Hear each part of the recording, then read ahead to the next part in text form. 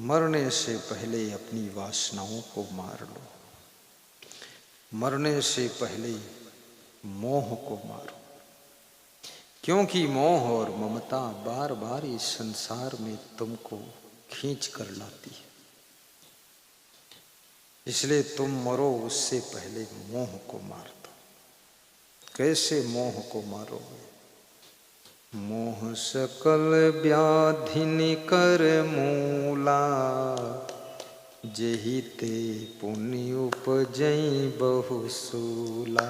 मोह सकल व्याधि निकर मूला, जेहि ते पुण्य उपजई बहुसूला। माया मोह कठिन संसारा, इह विचार न काहू विचारा।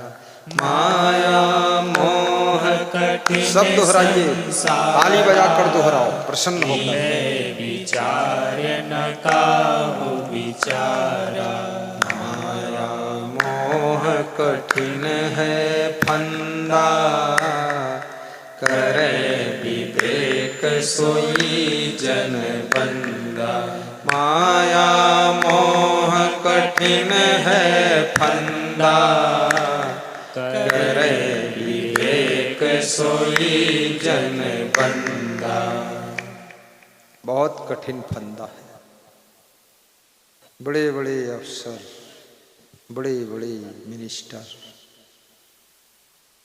और बड़े बड़े बुद्धिमान बलवान पहलवान माया मोह के फंदा में बंध जाते, फंस जाते। ये साधारण बंधन नहीं है। लोहे की जंजीर के बंधन को तोड़ना आसान है, मोटे रस्से के बंधन को काटना आसान है, लेकिन मोह ममता के बंधन को तोड़ना बहुत कठिन है। ममता तू न गई मेरे मन से, रो रो करके लोग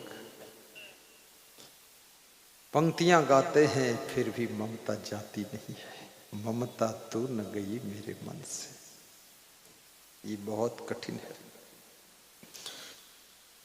किसी घर में माँ और बेटे में लड़ाई हो गई है। ऐसी लड़ाई तो रोज होती थी, लेकिन उस दिन ज्यादा ही हो गई। कितने घरों में रोज लड़ाई होती है। पति पत्नी में लड़ाई, सास बहू में लड़ाई, पिता पुत्र में लड़ाई, माँ बेटे में लड़ाई, भाई भाई में लड़ाई। कितने लोगों का घर तो महाभारत का कुरुक्षेत्र है। बिना लड़े न तो नाश्ता करते हैं, न बिना लड़े सोते हैं। बड़े पहलवान लोग हैं, ऐसा भिड़ जाते हैं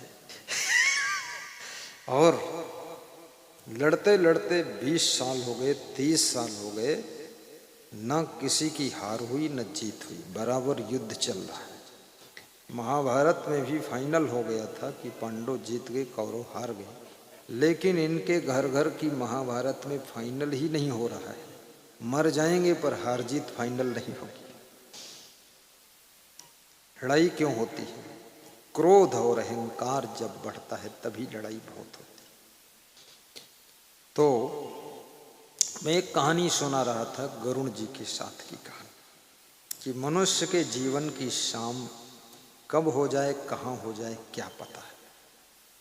तो गरुड़ जी ने विष्णु भगवान को विमान से उतारा और मीटिंग कक्ष के बाहर खड़े थे। उसी समय फिर यमराज आए। यमराज का वाहन भैंसा है। यमराज भैंसा पर बैठते हैं। अगर यमराज किसी को ना मार पाए तो उनका भैंसा तो मार ही डालेगा। बड़ी बड़ी सींग वाला भैंसा। हिंदू धर्म में बड़ी आनंद आती है कि हमारे देवी देवताओं के वाहन, किसी का वाहन मशीन वाला नहीं है, मशीन किसी में नहीं लगी। और भगवान के भक्तों के वाहन सब मशीन वाले, सब इंजन वाले। कार है, मोटरसाइकिल है, साइकिल है, स्कूटी है, बस है, ट्रेन है, एरोप्लेन है, लेकिन देखिए वाहन कैसा है। शंकर भगवान ने अपना वाहन बैल को चुना है, इसलिए बैल को बहुत पीटना मत, शंकर भगवान दुखी हो जाएंगे। शंकर भगवान के पुत्र गणेश भगवान ने वाहन चूहे को चुना है, अब चूहे को मारना मत। मैंने मध्य प्रदेश में भक्तों से कहा चूहे पर दया रखना, चूहा गणेश का वाहन है। तो बोले गुरुदेव हम तो दया करेंगे, पर गणेश जी को कह दो कि अपना वाहन थोड़ा कंट्रोल में रखे। सब फसल काट रहा है और सब घर में नुकसान करता है चूहा।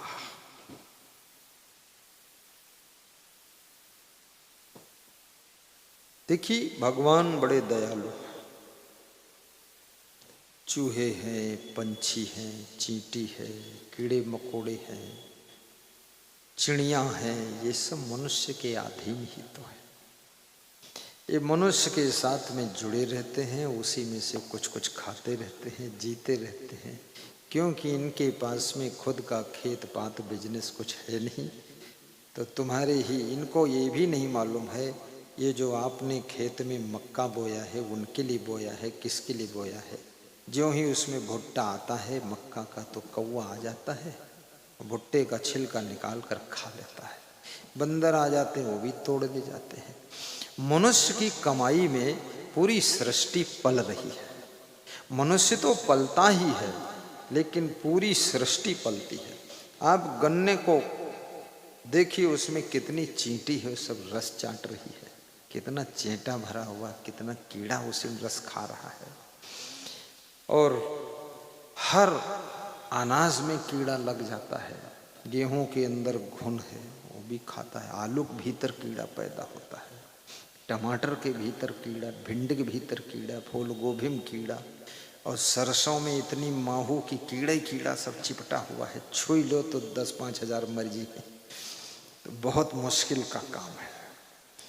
लेकिन इसलिए किसान जब खेती करता है और उसमें जीव जंतु मरते हैं तो किसान को पाप नहीं लगता है, क्योंकि किसान की कमाई में पूरी सृष्टि पेट भरती है, इसलिए किसान का पुण्य ज़्यादा होता है, पाप बहुत कम होता है।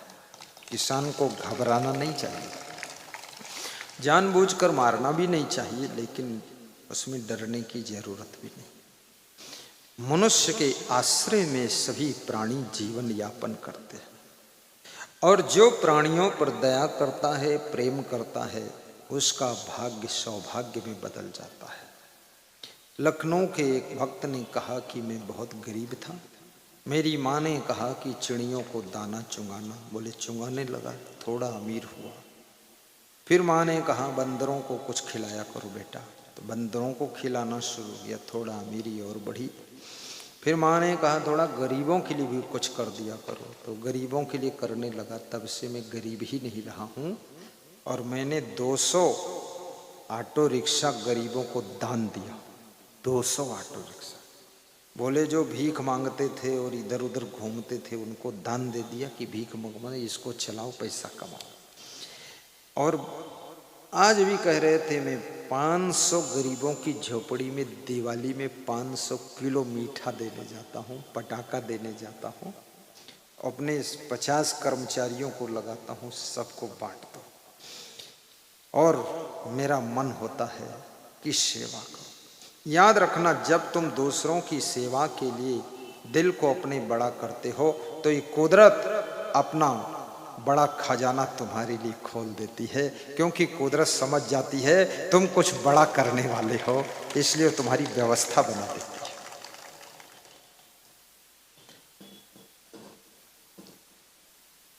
दान किए धन ना घटे जो सहाय रघुबीर, सेवा भाव रखो, परस्पर प्रेम से भी रहो। तो विष्णु भगवान अंदर मीटिंग में चले गए। जब यमराज आए और गरुड़ जी ने देखा तो यमराज की तिरछी नजर एक चट्टान पर बैठी हुई चिड़िया के ऊपर गई। बहुत तिरछी नजर से देखा तो समझ गए गरुड़ जी की ये चिड़िया को यमराज अब मार डालेंगे, क्योंकि यमराज जिसको घूर कर देखे तो समझ लो उसकी मौत आ। यमराज मारने का काम करते हैं। यमराज भी देवताओं की मीटिंग में अंदर सभा में चले गए तो विष्णु भगवान का जो वाहन था गरुड़ भगवान, उनको दया आ गई। उन्होंने उस चिड़िया को अपने ऊपर बिठाया और वहां से 1000 किलोमीटर दूर जाकर जंगल में एक घनी झाड़ी में चुपके से बिठा दिया जाएगा कि अब यमराज इसको ढूंढ ही नहीं पाएंगे। अब कैसे मारेंगे, इसकी रक्षा होनी चाहिए। समाज में कुछ लोग रक्षक का काम भी करते हैं। रक्षा, देश की रक्षा, समाज की रक्षा, गांव की रक्षा, परिवार की रक्षा। आपके परिवार में कोई न कोई रक्षक है, कवच कुंडल की तरह परिवार की रक्षा करता है। और जो रक्षा करे वो बड़ा महान होता है। कोई समस्या आती है क्षेत्र में, वहां कोई नेता रक्षा के लिए पहुंच जाता है, बाढ़ आए तो पहुंच जाता है। रक्षा करना भगवान का गुण है। और झट से छोड़ करके उस चिड़िया को वहां रख करके गरुड़ जी वापस आ गए। देवताओं की मीटिंग खत्म हुई, सब देवता बाहर निकले। यमराज निकले तो गरुड़ जी से पूछा, यहाँ एक चिड़िया बैठी थी चट्टान पर, वो कहाँ गई? तुमने कुछ गड़बड़ किया है क्या? तो गरुड़ जी ने कहा, उसको मैं 1000 किलोमीटर दूर घने जंगल में झाड़ी के भीतर छुपा के रख दिया, क्योंकि आपने घूर कर देखा था उस चिड़िया को तो मैं समझ गया था अब वो बचेगी नहीं, तुम मारोगे उसको, तो मैं उसको दूर छोड़ा। बोले, धन्य हो गरुड़ जी, मुझे यही चिंता थी, इस चिड़िया को 1000 किलोमीटर पर उसी जंगल में घनी झाड़ी में ही इसकी मौत थी, ये बैठी यहाँ है 1000 किलोमीटर दूर चट्टान पर हिमालय में बैठी है, ये वहाँ पहुँचेगी कैसी? तुमने बहुत दया कर दिया, वहाँ पहुँचा दिया। अब 5 मिनट के बाद इसकी मौत है, अब हम आराम से इसको मार सकेंगे।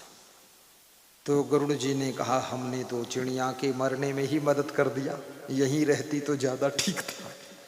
इसलिए याद रखना, मृत्यु तुम्हारी जिस स्थान पर होती है वहां तुम ऑटोमेटिक पहुंच जाओगे। इसलिए मृत्यु की चिंता मत करो, जीवन जीने की चिंता करो।